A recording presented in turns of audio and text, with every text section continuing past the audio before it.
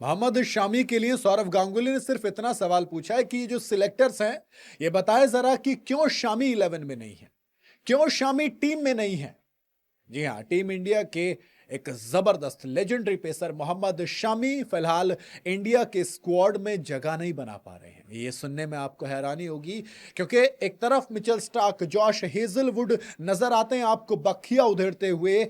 उम्र का कोई तकाजा नहीं, उम्र की कोई बात नहीं, सिर्फ टैलेंट की बात होती है। तो दूसरी तरफ इंडिया में मोहम्मद शामी रेगुलर डोमेस्टिक में परफॉर्म करते हैं, लेकिन उनको कह दिया जाता है कि क्या करेंगे, क्या करेंगे। इवन जो हमारे चीफ सिलेक्टर हैं वो अजीत अगिरकर ये कहते हैं कि अगर शामी फिट होते तो इंग्लैंड में होते, फिट होते तो ऑस्ट्रेलिया में होते। लेकिन शामी कहते हैं कि भाई फिटनेस का रिपोर्ट कार्ड मैं लूंगा, क्या आपका काम है, आप लीजिए ना। आपको, मैं तो सारे टेस्ट पास कर रहा हूं, टेस्ट की रिपोर्ट आप तक नहीं पहुंच रही, तो मैं क्या कर सकता हूं। और फिर बदले में अजीत अगरकर कहते हैं इस स्टेटमेंट के कि देख लेंगे डोमेस्टिक सीजन आ रहा है कि कितने फिट हैं। शामी जलवा दिखाते हैं। शामी पहले रणजी ट्रॉफी में 2 मैच में 15 विकेट चटकाते हैं, फिर सैयद मुश्ताक अली ट्रॉफी में 3 मैच में 11 विकेट, T20 फॉर्मेट में बता रहा हूं मैं, 3 मैच में 11 विकेट शामी है ये।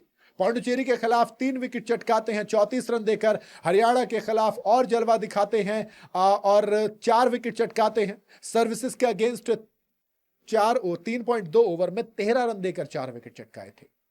सोचो, 3 मैच में 11 विकेट T20 फॉर्मेट में, ये है मोहम्मद शामी।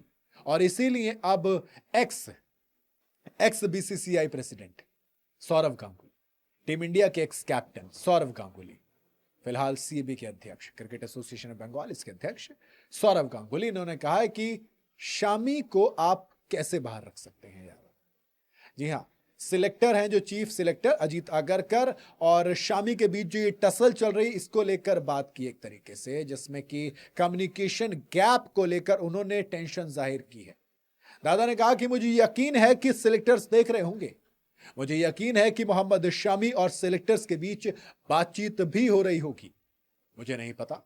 लेकिन अगर आप मुझसे पूछें फिटनेस स्किल सेट के मामले में, ये वही मोहम्मद शमी है जिन्हें हम जानते हैं। इसलिए मुझे सच में कोई वजह नहीं दिखती कि वो टेस्ट, ओडीआई और T20 क्रिकेट में इंडिया के लिए खेलना क्यों नहीं कंटिन्यू कर सकते, क्योंकि स्किल बहुत बड़ा है शामी का।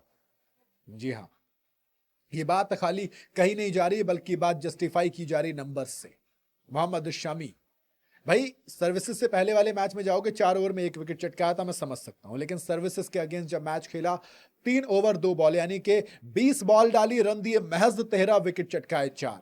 उसके बाद फिर 4 ओवर में 3 विकेट फिर से चटकाए और फिर 4 ओवर में 4 विकेट, यानी कि पिछले 4 मैच में 12 विकेट मोहम्मद शामी ने चटकाए हैं। 3 मैच में 11 विकेट जो रिसेंट वाली आप देखेंगे, यानी कि बड़ौदा के खिलाफ जो आया था वो 1 विकेट था। शुरू से, अगर बिल्कुल शुरू से जाऊं तो बड़ौदा के खिलाफ 1 विकेट, गुजरात के खिलाफ 2 विकेट, पंजाब के खिलाफ 1 विकेट, हिमाचल के खिलाफ 1 विकेट, और फिर सर्विसेज, पौंडुचेरी और हरियाणा वाला मैं आपको बता चुका हूं कि नेक्स्ट 3 मैच में कैसे 11 विकेट चटकाए।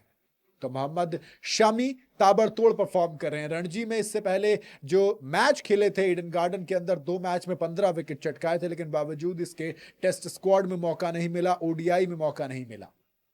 ऑनेस्टली कहूं तो आईसीसी वर्ल्ड कप 2023 के बाद से उनके करियर पर ऐसा लग रहा है फुल स्टॉप लगा दिया गया है।